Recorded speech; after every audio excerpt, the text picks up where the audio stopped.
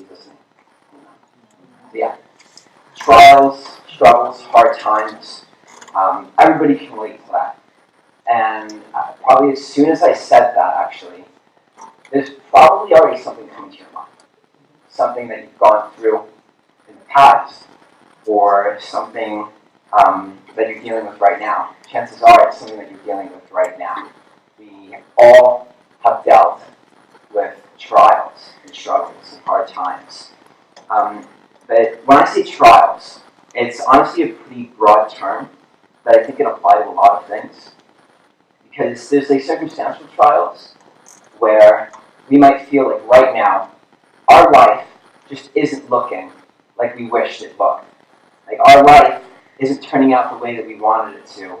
And for a lot of people, that's a huge disappointment. That's something that's hugely difficult to work through because sometimes it feels like God has led us to a place. And where He's led us does not look anything like where we imagined it was going to be taking us. Other things are sin struggles. If you've been a Christian for any amount of time, you have experienced this. If you haven't, that's probably a problem. But like, there are things about us that we get tired of living with. Things about us that we wish that we could stop doing, that we keep doing, that we want to stop, but we can't. Whether it's like an anger problem, whether it's lust or jealousy, anything. There's things about us that we wish that we could change, but we can't. And when it feels like we're in bondage to something, it has the tendency to make us feel distant from God. When we're constantly struggling with something, it feels like there's this block between us and God. Like we're not having the freedom. We're not having the joy. We're not having the victory that we should be having. And that can be super discouraging. There's also tragedies. We live in a world where people die. We live in a world where people get sick. We live in a world where poor things happen. People lose their jobs. Relationships don't always work out the way that we thought they would. Sometimes friends betray us. We also have regrets. We regret things that we've done, maybe that we wish we could go back and change. And we also regret things that actually other people have done to us. Things that we wish we hadn't been hurt. And sometimes if that's your thing, somebody's hurt you, thinking about it even just now, even if it was years and years ago, it probably still bothers you when you think about it. In my own life, I can think many, many, many things that I've gone through. And with me, the thing with my trials is that my trials, the things that I was going through, be it a sin struggle or some other life circumstance, always had a way of affecting my relationship with God. My relationship with God, my general outlook on life. Because I can think of times when everything in my life seemed to be going so well. Like, work didn't stress me out. School was fine. All my friends liked me. There's the times where that wasn't true, unfortunately. I had a girlfriend who I had been crushing on for like years and years. I still have a girlfriend. It was during those times that everything in my life was going well, that my relationship with God was going well too. And when you think about it, it's like, why does that happen? Because when I was so happy, I had so much joy that all of those things in my life, those things that I was happy about, just overflowed into my relationship with God. I went to God ready to worship because I felt like there were so many things that I had that just I had to be thankful for it. And I felt like God was speaking to me like very clearly. And then you switch gears and you look at a time in my life when things weren't going the way that I wanted them to. You look at a time in my life when I was struggling with something that I wish I wasn't struggling with. If something happened that made me question what it was that God was doing in my life. Like you hit that wall, you hit that point, all of a sudden you're confused. You start to doubt. You're not sure, and you're struggling. It's hard. And it was always at those moments when everything in my life was going bad, it seemed like that. My relationship with God went completely dry as well. Like, I can't even really explain it, because it was like during those times, like I wanted to feel close to God. I wanted to feel like he was speaking to me. I wanted to worship him and experience his presence in a greater way. But I felt like I couldn't, because I didn't have all those happy, joyful feelings overflowing in my life anymore. And I stopped worshiping like I used to. The joy I found in my relationship with God was so dependent on the happiness that I felt about my life circumstances. If I was happy with the way my life was, that overflowed with happiness in my relationship with God. If I wasn't happy with the way my life was, then it felt like there was nothing to fuel me and have me joy in my relationship with God. And your experience might be different from mine, but I can almost guarantee you that you have seen this happen in your life too.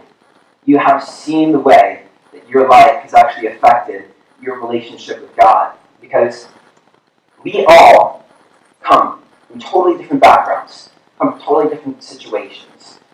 Middle class, lower class, upper class. We come from different churches. Maybe you never grew up in church at all. But like we have seen, even if you're not a Christian, you have seen your life affect the way that you see God. If it's a sin struggle, like I said before, you feel distant from God. You feel like you can't seek him like you once did. If it's a family trial, maybe something happened in your family that caused you to doubt God's will, God's sovereignty, what God was doing. Maybe it was a relationship. You felt like God was leading you and this other person together, and then all of a sudden it just doesn't work out. Maybe it wasn't a romantic relationship, it was a friendship, and they hurt you. Something bad happened. In general, like when our life circumstances are not turning out the way that we thought they would, it causes us to question, I think, the goodness of God. And even for a non-Christian, I think that's how a lot of atheists are treated. They hit that hard time, they hit that rough spot, and they doubt God so much they just can't even believe it. When our hearts don't overflow with those happy feelings, it gets harder and harder to feel those happy feelings in our relationship with God. And here's what I want to focus on. We allow what flows out of our life, good or bad, flow into our relationship with God. But that's not at all how it should be. This is actually a lesson many of you have probably already learned. Like, you've seen how your life flows into your relationship with God when you're not happy or when you are happy. And like you've seen that, but maybe you've never been able to really put your finger on what the cause was. You've never really been able to really put your finger on how exactly you're supposed to fix that. And I think actually that the passage of Scripture we're looking at tonight gives some insight into that exact topic. One place that we can look at is actually the life of David. So if you could, please open your Bibles. Psalm 57.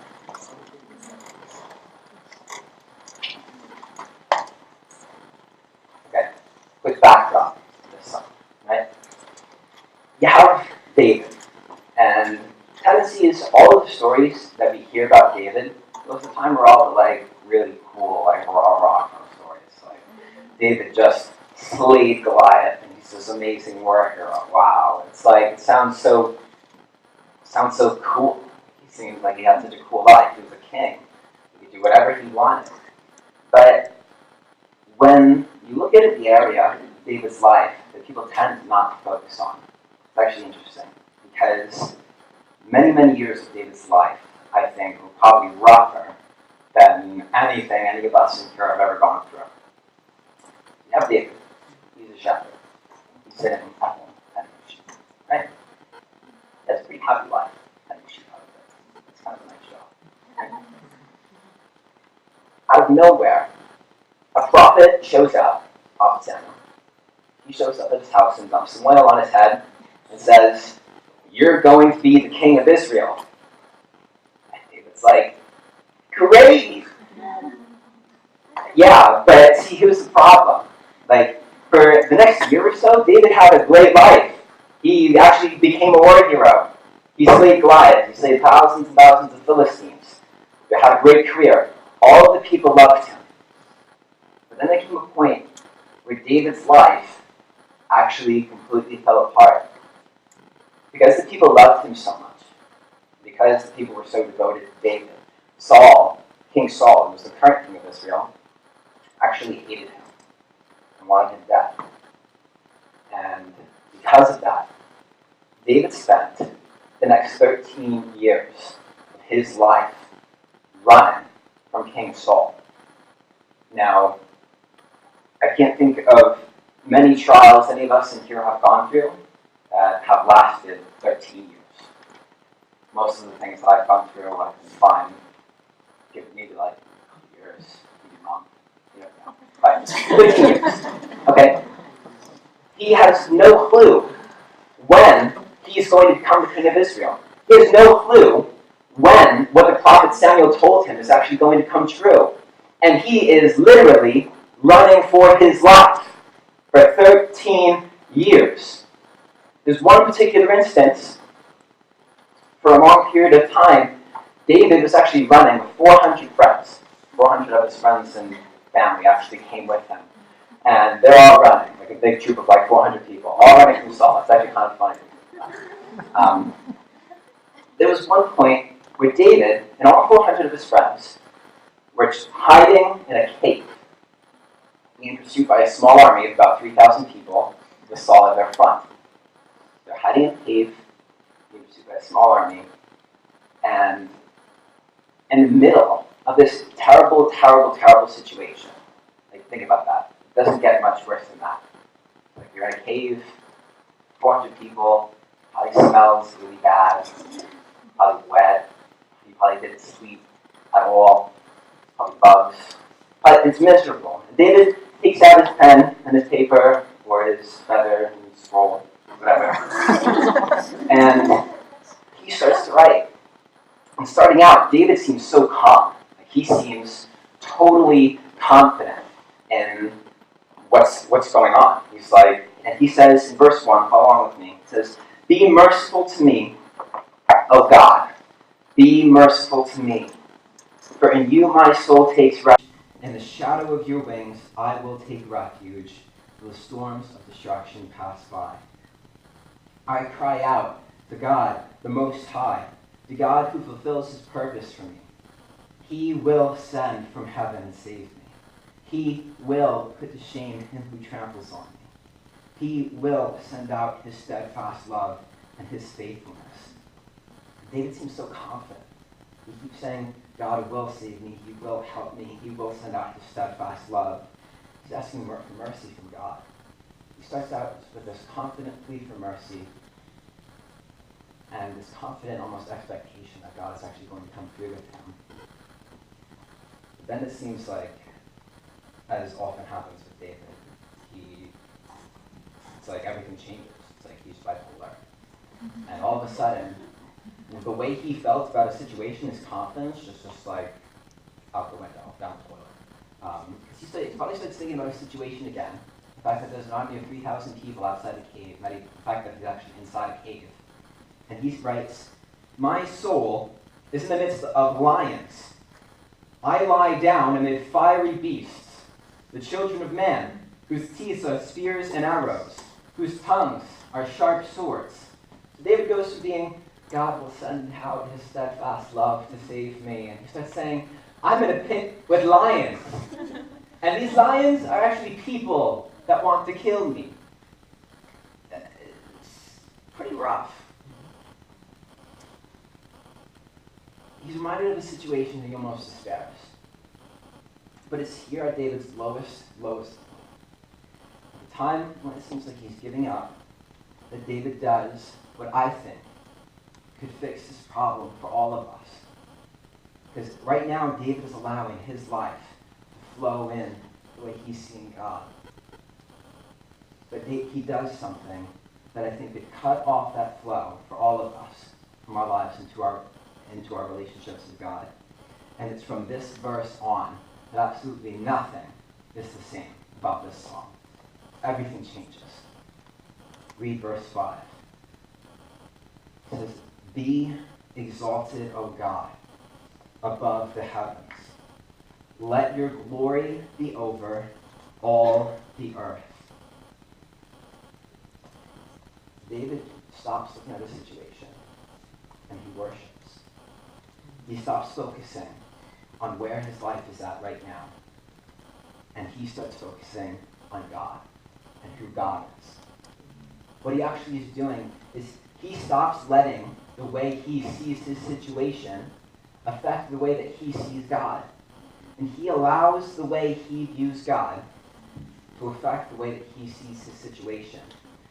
And the tool he uses to do this is worship. He uses worship as the tool to stop the flow from his life into the way he sees God and reverse it. To start the flow from the way he sees God and to allow that to flow into and change his life. And this is so cool. He does this by worshiping, reminding himself of who God is by declaring it. And this makes, when you declare the fullness of the glory of God, when you worship him, this makes the situation that you're going through, for David to do the same thing, seem so much smaller when it's faced with the light of the glory of God. Matthew Henry writes about this passage. He says, when David was in the greatest distress and disgrace, he did not pray, Lord, exalt me, but Lord, exalt thine own name. Our best encouragement in prayer is taken from the glory of God. Some of you might be thinking, okay, sure. He worships in the middle of this terrible situation. How do I know? How do we know that actually helped him? Like, okay, this worship in the middle of this passage. How do we know that that actually affected his situation, affect the way he saw what he was going through? And the rest of this chapter gets so good. I love this chapter. Real quick before we go any further, though, I just want to say what I mean when I say worship, because I'm not necessarily just referring to singing. That's typical of how most people worship. That's how I love worshiping through singing. David obviously loves too. But I think we can worship through when we sing our music, through the way that we serve others, through the way that we love others, through the way that we obey God. Like, worship is anything that gives worth to God. That's literally what worship is. Worship means to ascribe worth. And that's what David does. And that's what when I say worship, that's what I'm referring to, not just singing. But you look at verse 6 now, and everything, literally everything about the way David's talking about his situation completely changes, completely reverses. It says, they set a net for my steps. My soul was bowed down. They dug a pit in my way. And they're saying, this doesn't sound much better. But look at the next sentence. But they have fallen into it themselves. All of a sudden, I'm going to read that again. They set a net for my steps. My soul was bowed down. They dug a pit in my way, but they have fallen into it themselves. Already, David worships, and already the way he sees his situation has changed. Because you know what's interesting? Before, you look at all these verses, David's saying he will send from heaven, he will put to shame, he will send out steadfast love. Now, he's talking about his situation as if he's already had victory. He doesn't say they will fall into it themselves. He says, they set a net for my steps, they dug a pit in my way, but they have fallen into it themselves.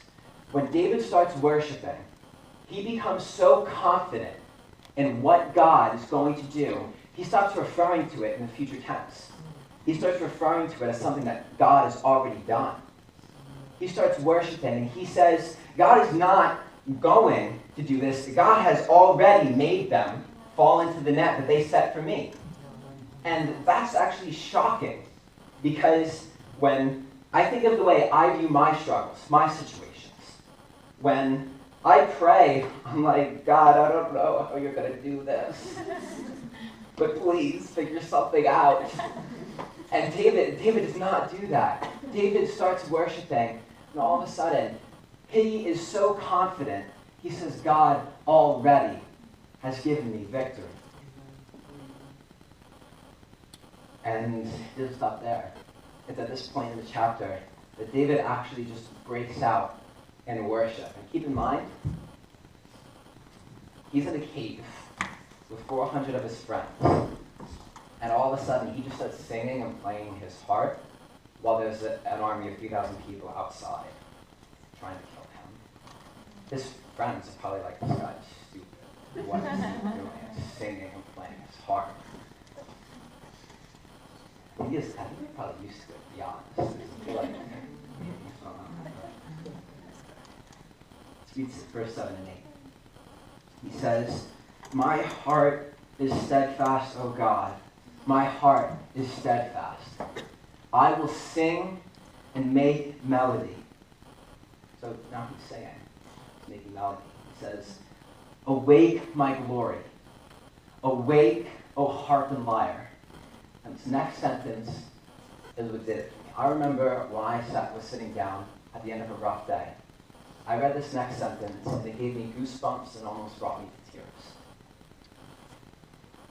This is, I think, is the most powerful verse in this entire passage. So if you haven't been paying attention up to now, start listening. It says, awake, O harp and lyre. I will awake the dawn. I will awake the dawn. And it's interesting because you know what David's not saying? He's not saying, I'm just going to sit in this cave and worship God until the sun rises. He's not saying, I'm just going to sit in here and worship while I hope that God does something with my situation.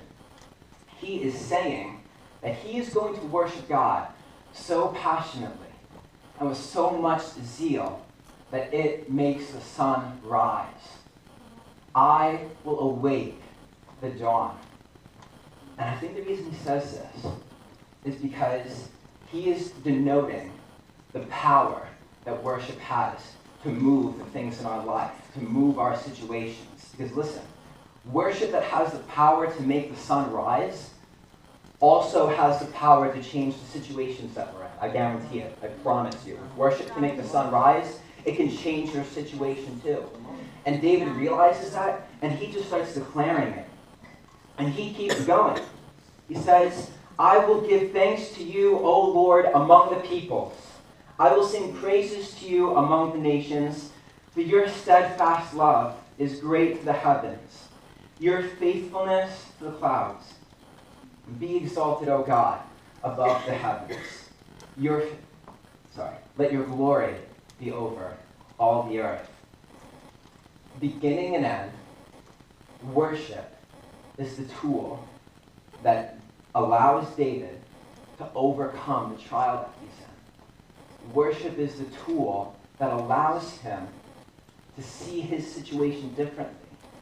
He no longer is allowing his situation to impact his view of God because he is allowing the way that he sees God to impact his situation.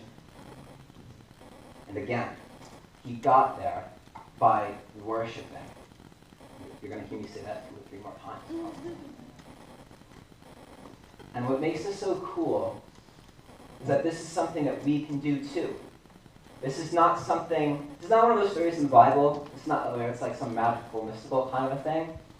Because I can think of times where I've read maybe about a situation that I was familiar with or a situation that I was going through, and it was fixed by some crazy miracle, like Jesus touched them and everything was fixed, or the sun stood still and they won the battle, stuff like that. This is something that we can do right now. This isn't miraculous, this isn't magical. This is something that David did to help him during probably one of the hardest times of his life. It's one of the most actually practical things in the Bible, because we can do this too. one of the most practical things regarding trials is. Because as far as application goes, it couldn't get easier. Literally worship God. Like, just start doing it. And some of you might be like, you don't need to tell me twice, I'm already worshiping.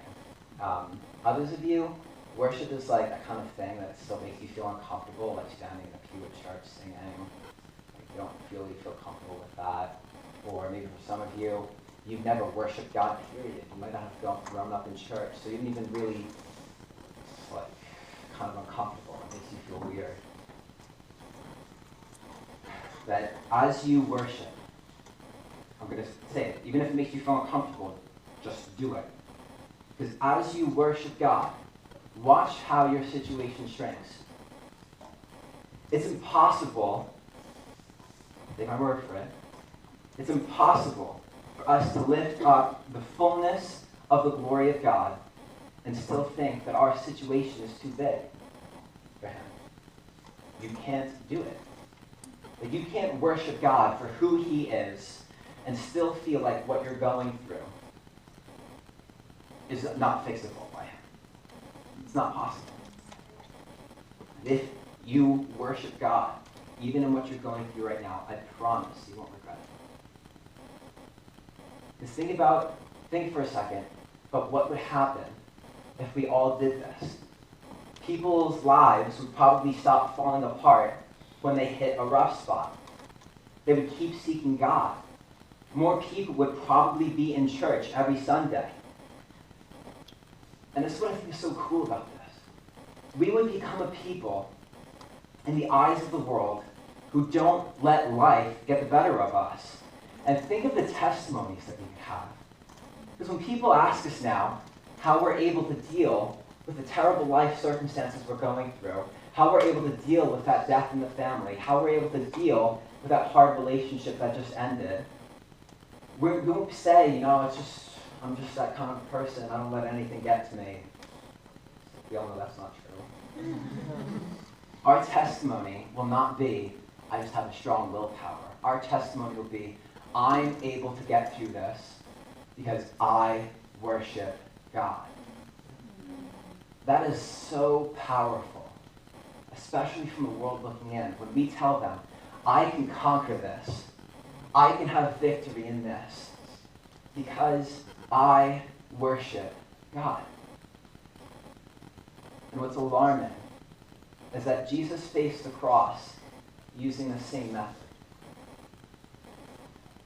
If you look at Luke 22:42, Jesus is in the Garden of Gethsemane. He's so terrified. He's sweating blood. He's so scared of what's to come. He is looking into the cup of the wrath of God and crucifixion. And he is so scared he's sweating blood.